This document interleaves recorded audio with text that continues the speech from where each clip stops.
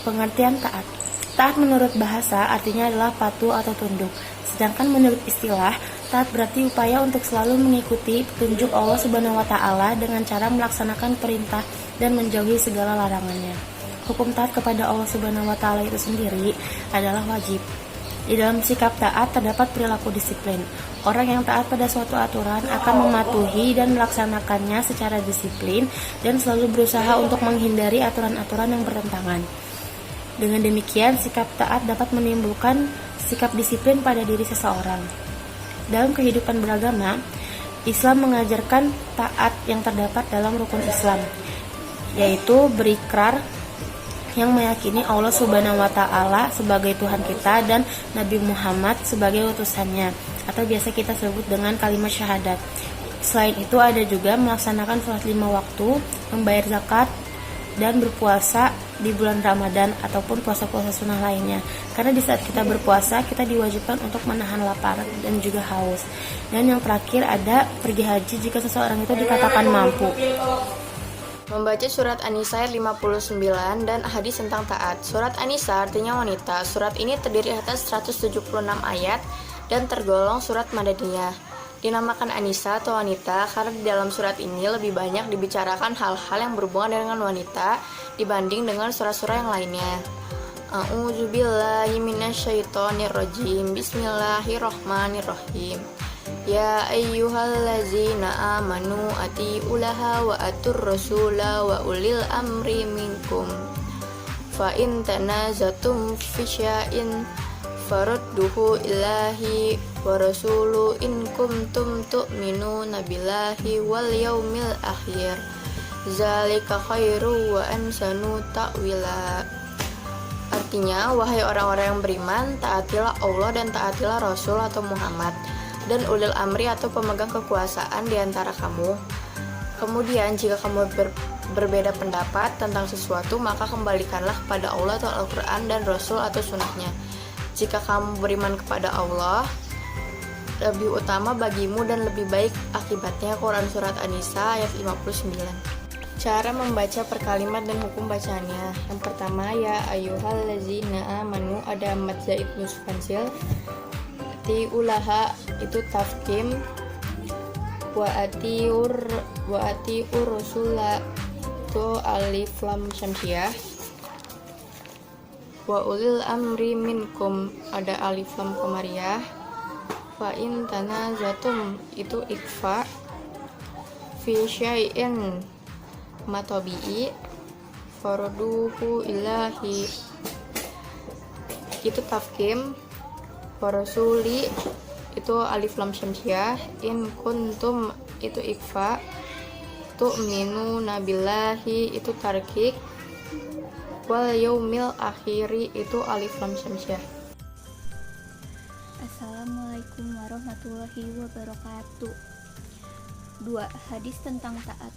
Bismillahirrahmanirrahim.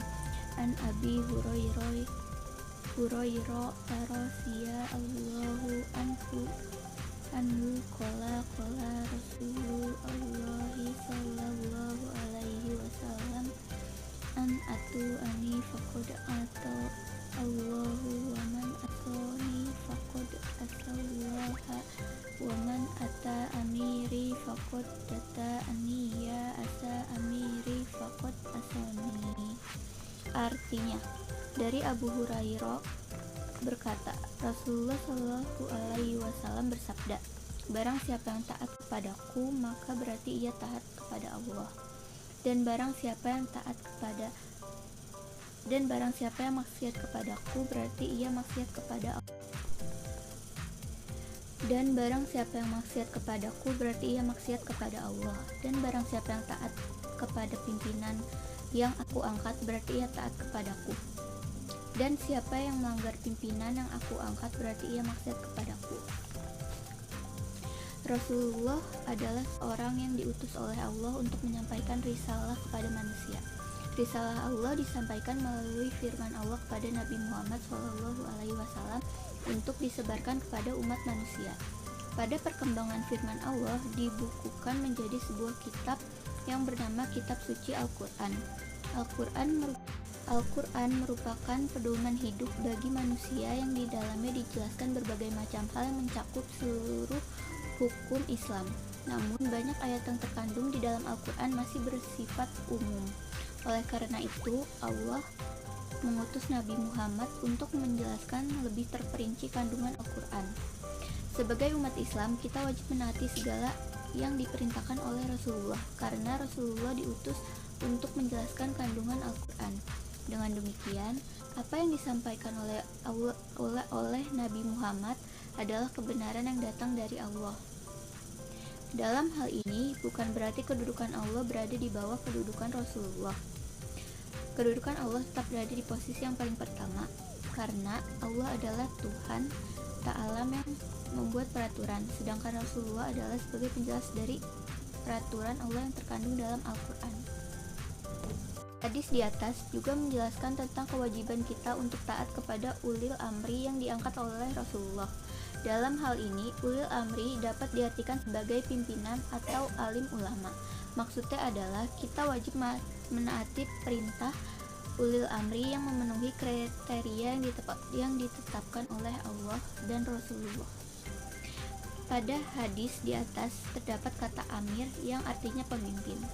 Safir mengartikan kata amir dengan dua klarifikasi, yaitu yang pertama, kata amir adalah pimpinan agama atau yang disebut dengan ulama. Ulama adalah penerus dan pewaris para nabi atau warasat al-anbiya atau warasat al-anbiya.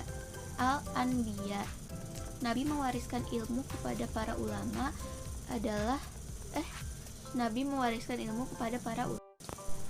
Nabi mewariskan ilmunya kepada para ulama. Ulama adalah penerus dakwah dan perjuangan ajaran Nabi. Yang kedua, kata amir ditafsirkan oleh sebagian ulama sebagai pimpinan yang menjalankan ajaran-ajaran yang dibawakan oleh Nabi Muhammad SAW. Pemimpin seperti ini adalah pemimpin yang adil dan bijaksana. Kandungan surat An-Nisa ayat 59. Dalam surah An-Nisa ayat 59 tersebut, Allah memulai ayat ini dengan nida atau seruan. Suatu hukum yang diawali dengan seruan menunjukkan pentingnya perhatian terhadapnya. Karena fungsi seruan adalah membuat orang yang diseru untuk memperhatikan apa yang disampaikan kepadanya. Ayat di atas menjelaskan tentang kewajiban orang yang beriman untuk menaati perintah Allah, Rasulnya, dan ulil amri atau pemerintah. Dengan demikian, perintah ketaatan dibagi menjadi 3, yaitu pertama, taat kepada Allah Subhanahu wa Ta'ala. Taat kepada Allah Subhanahu wa Ta'ala berarti bahwa setiap mukmin harus melaksanakan segala perintah Allah dan menjauhi semua larangannya, sebagaimana yang terdapat di dalam Al-Quran. Karena apapun yang diperintahkan Allah Subhanahu wa Ta'ala mengandung maslahat atau kebaikan, dan apa yang dilarang Allah Subhanahu wa Ta'ala mengandung mudarat atau keburukan. 2.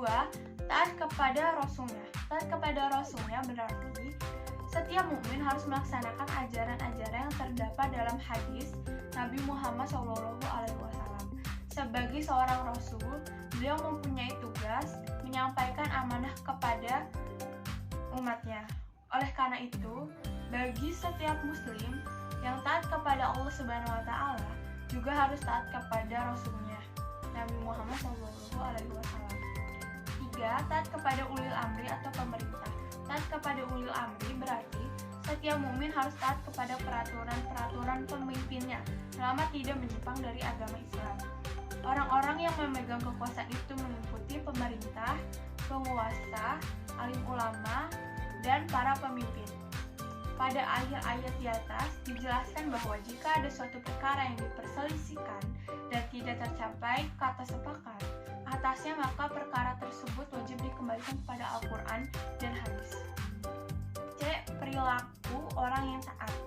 Sebagai orang Islam, kita berkewajiban untuk menjalankan segala perintah Allah dan Rasulnya. Dengan menjalankan perintah Allah dan Rasulnya dan meninggalkan segala larangannya, kita termasuk golongan yang bertakwa. Derajat orang yang bertakwa merupakan derajat yang paling mulia di sisi Allah. Selain menaati perintah Allah dan Rasulnya, ayat dan hadis tersebut juga memerintahkan umat Islam untuk menaati perintah ulil amri. Ketaatan ulil amri berbeda dengan ketaatan kepada Allah dan Rasulnya. Menaati apa yang diperintahkan Allah dan Rasulnya merupakan kewajiban yang mutlak harus kita jalani, karena segala sesuatu yang datangnya dari Allah dan Rasulnya merupakan sesuatu yang pasti kebenarannya dan mendatangkan manfaat untuk kita. Berbeda dengan ulil amri yang merupakan manusia biasa yang tidak luput dari kesalahan. Jika perintahnya bertentangan dengan Al-Quran dan hadis, kita wajib meninggalkannya, bahkan kita wajib menentangnya. D. Penerapan sikap taat dalam kehidupan sehari-hari. 1. Ketaatan kepada Allah. Ketaatan kepada Allah menempati posisi ketaatan tertinggi. Sebagai seorang muslim, tidak ada satupun di dunia ini yang dapat mengalahkan ketaatan kita kepada Allah. Cara menunjukkan kepada Allah misalnya dengan cara menunaikan salat, membayar zakat. Yang kedua, ketaatan kepada Nabi Muhammad.